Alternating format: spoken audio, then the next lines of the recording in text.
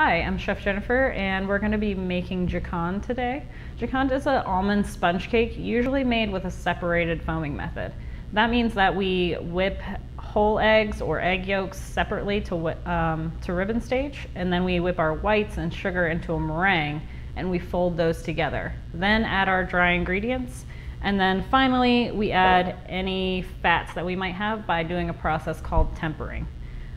So this Joconde we're going to be using to make an Opera Torte, which is classical French cake that we're going to be cutting into small pieces to make them into petit-fours. So whenever I start a recipe, I like to scale all of my ingredients first and then group them together. This way I can check that I have all of the ingredients that I need and that like things that go together are together. So here I have my almond flour and my cake flour, my sugar and my egg whites, and my powdered sugar and my whole eggs, so that I know those items go together and I have everything. And then my fat is melting in my microwave right now. So I can put these two to the side because I don't need them yet. And I know that I have everything that I need and that it's nice and organized. So I'm gonna start off by sifting my dry ingredients. Technically you don't have to do this, but this step really helps give you a little bit of aeration and just really make sure that you're not going to have any clumps of dry ingredients hanging out in your final product. So I'm just going to sift that together on top of my parchment paper so I don't have to get any dishes dirty. Just push it through here. That way we have no clumps remaining.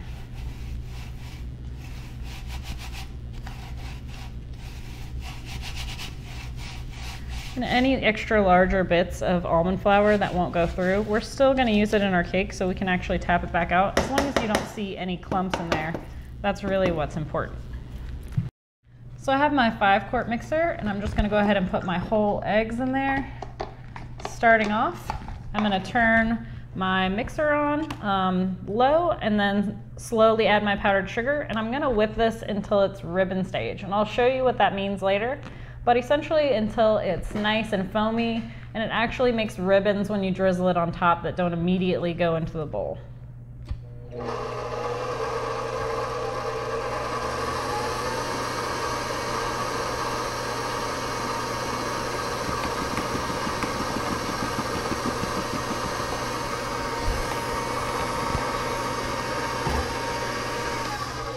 So I'm going to make sure all this powdered sugar gets incorporated, so I'm just going to scrape that down into my eggs.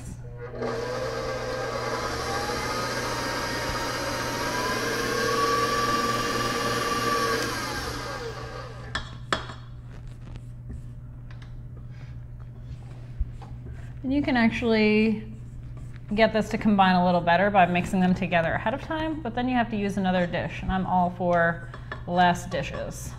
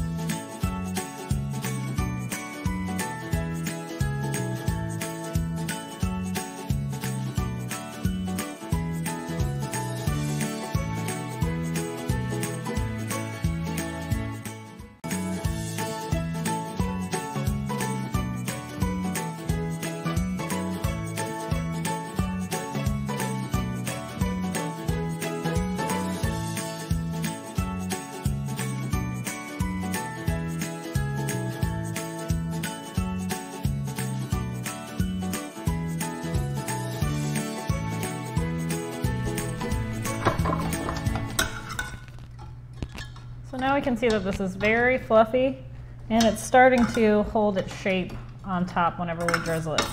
So we can take this off and set it to the side. Now we're gonna start with our meringue. Now for both of these egg foams, our whole egg foam and our meringue, we wanna work with room temperature eggs. And this is because egg proteins, when they're cold, they're all bound up. Whenever they're warm, those little strands start to open and they capture air a lot more quickly and they create a lot more stable foam. So using room temperature eggs is gonna make a stronger foam, which means more volume, more fluffy, more spongy, and it's gonna whip up a little bit quicker than a cold egg. So I have my whites in there. It's very important that your bowl is really clean, that there's no fat presence here whatsoever, that your spatula, whisk, bowl is clean, and that there are no yolks in those whites. So I'm gonna start whipping and then I'm gonna gradually add my sugar in. And for both of these foams, I wanna whip at a medium speed. That's gonna create a stronger foam than if I just go up really high. And I only wanna whip these to medium peaks because if I whip them to stiff peaks, then they're not gonna fold in very nicely and they're gonna try and break and not turn into a smooth, consistent batter.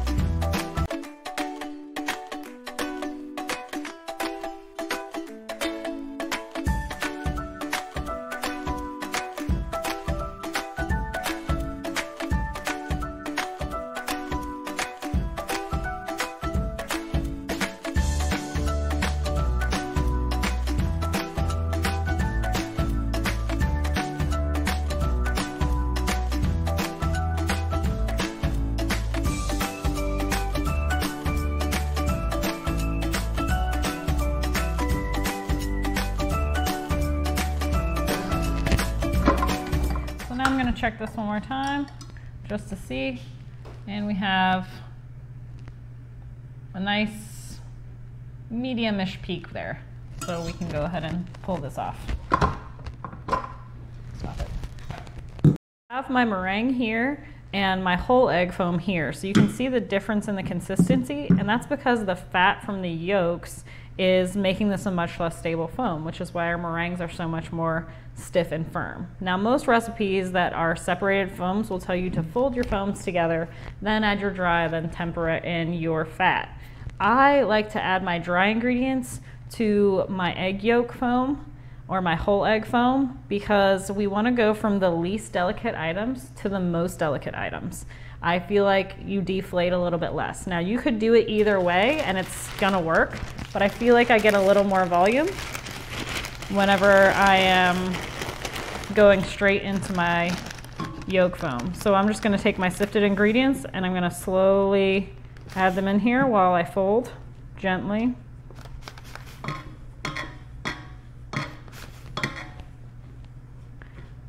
And I don't want to get any clumps in here.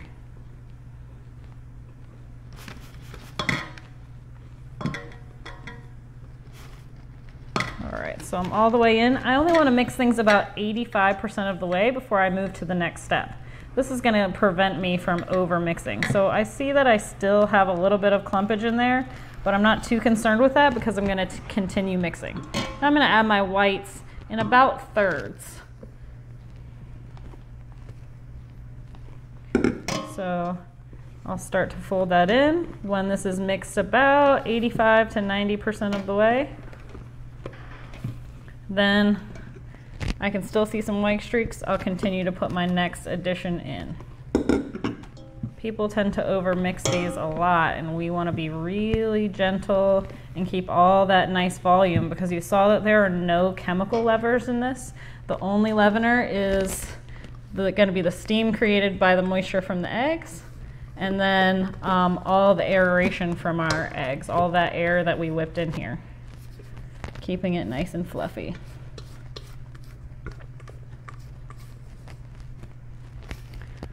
So we still have to temper in our fat, so we're still only going to go 85% of the way, making sure we scrape down the sides and go all the way to the bottom. That's where all the little bits like to hang out. So most of the way in there.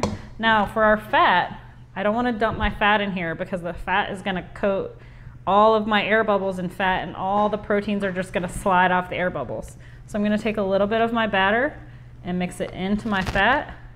And I'm just going to get that mixed together. It's going to help lighten up that fat so that it can properly mix in without overly deflating my batter. So I'm going to put a little bit more.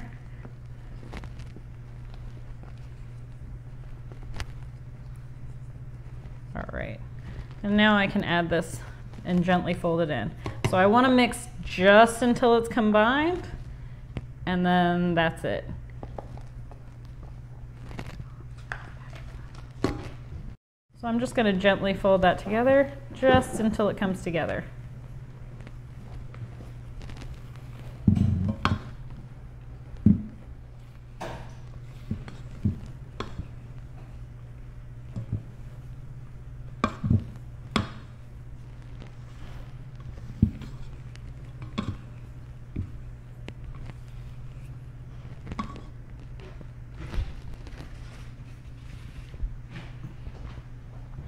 So now I have a really flat half sheet tray here. That's really important because any dents in our sheet tray are going to show up in our cake. And for really thin cakes like this, I like to bake on a silpat, because when you bake on a piece of parchment, it'll absorb the moisture and start to wrinkle. So your cake won't end up perfectly flat. You'll have all kinds of dents and wrinkles. So I'm going to go right on top. Pull all my batter out. And you want to do this as quickly as possible. You don't want to let this batter sit. The longer it's out of the oven, the more volume you're going to use. So you want to already have an oven preheated to 400 degrees Fahrenheit. And this is going to bake for about 5 to 7 minutes. And you also want to smooth this out as quickly as possible with as little pressure as possible. If you play with it too much trying to get it smooth, then you're going to deflate it. I want it to be as even as possible because it won't even out on its own. If it has thicker parts, then the thin parts will end up crispy like crackers, and the thick parts will end up gooey. So it's really important for even bake, especially at such a high temperature, that we get this nice and smooth and we play with it as little as possible. So when I'm smoothing, I always want to keep my spatula fairly level and just angling it. When I'm moving large pieces, that's where I'll use the tip of my spatula and push large amounts around. But when I'm smoothing, I want a really thin, wide angle, making sure I'm holding this level and just pushing straight across. So I have that large air bubble there. I'm going to try and grab that guy, and then I'll be ready to go into the oven.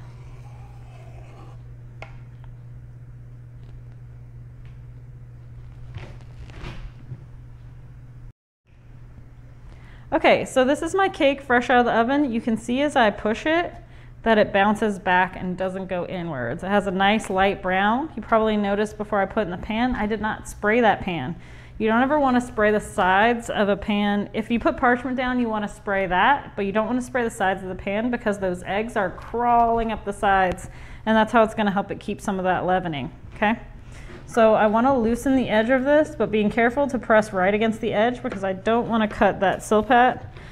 People are always cutting on silpats, and they're, are a nice piece of equipment that you really want to keep looking good.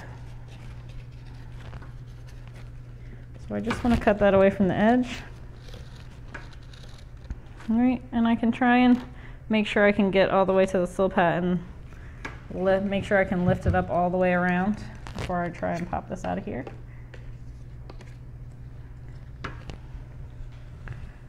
Right, okay. So for thin cakes like this, if you're going to be storing them and not using them immediately, obviously this needs to cool to room temperature before you can do anything with it. But I like to take a little bit of flour and sprinkle it on top and just rub it in, This way, when I put parchment paper on it, it's not going to stick to that parchment paper when it absorbs the moisture from the refrigerator. This is going to keep it nice and safe so that that doesn't happen, rubbing too aggressively. Just gently rub that in, and I'm going to do this to both sides. This only took about 5 minutes in a 400-degree convection oven. If you have a conventional oven, it's probably going to take a little bit longer than that. I also rotated it halfway through baking so that the browning would be even. So I have my cooling rack here. I'm going to put a parchment paper here. Actually, I'm going to put it on top. Then I'm just going to flip this over. Comes right out. Now, in order to get this off, you don't want to just try and pull this straight up. Pull from the corner, trying to go really close to the cake, like a really, really tight angle. This way you don't rip the cake, and it comes across the cake really nicely. This is a really thin cake, so we really can't afford to tear holes in our cake. So a really sharp corner. And instead of going all the way across, I like to start from the other edge so it doesn't tear the very end of it. You can also use a little offset spatula to help you do this as well if you'd like, by just trying to release the very edge. That's where it likes to try and stick the most. So then I can pull it back in the other direction.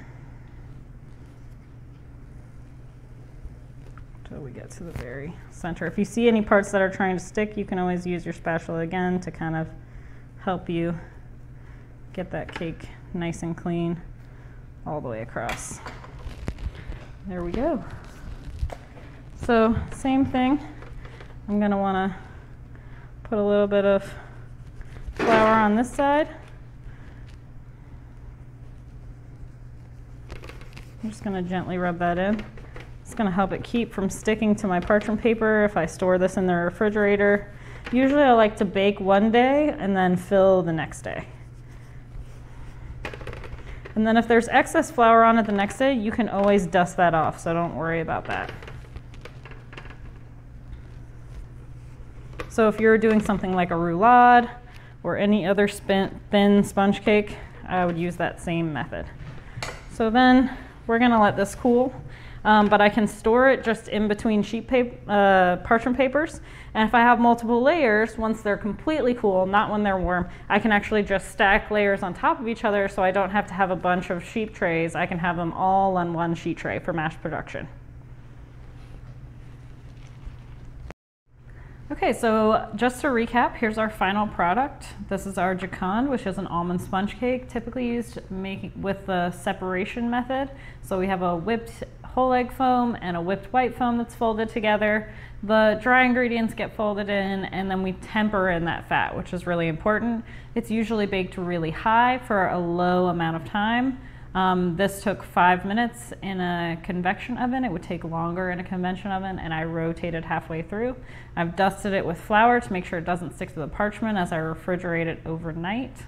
This is the cake we'll be using to make our Opera Torte in a later video. We'll be soaking it with some coffee flavored simple syrup because that's what sponge cakes are for. They're for soaking in moisture. So anytime you make a sponge cake, you always want to add something moist on top of it. Final product, now you can make a Joconde.